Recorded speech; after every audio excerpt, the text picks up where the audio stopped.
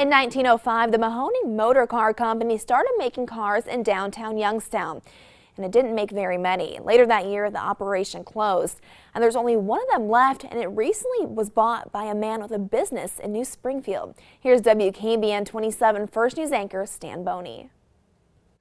Well, recently, the last remaining Mahoning automobile, built in 1905 in downtown Youngstown, changed hands. It was bought by Don Snyder of Snyder's Antique Auto Parts in New Springfield, and that's where I'm at here this morning. Joining me now is Don Snyder, the man that bought the car. Don, what can you tell me? What's the history behind the car? The previous owners had the car from back in the, I would say, late 60s, early 70s. Dick Best was the former owner of the car before, and he had done a lot of research on the car and purchased the car, restored it back. I think it was in 75 is when he had last had it finished and did some showing with the car. It's a two-cylinder car, liquid-cooled.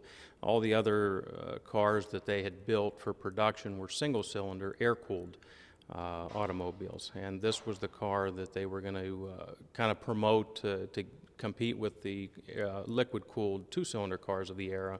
But short-lived, the company folded in 1905. Does it run? It was running when Dick had it. When he put it away, it was still running. One of the items I'm missing is the hand crank for it. So I'm working with the Best family to try and acquire that, along with the literature and the information they was able to research for it. What's the significance of this one when it stacks up to the rest of the cars you own? This one, I've always been attracted to it because it's a car from our community, and there's none of them out there. There was another automobile company called the Fredonia that was built in Youngstown as well.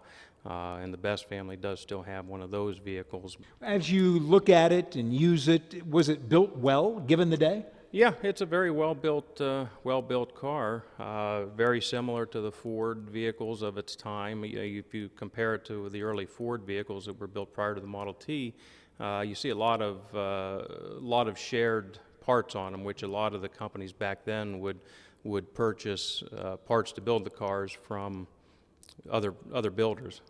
Well, Don, thanks very much, and thanks for letting us see it. Okay, it's really something to look at. The last remaining Mahoning automobile in the area, now in New Springfield. Stan Boney, WKBN 27 First News.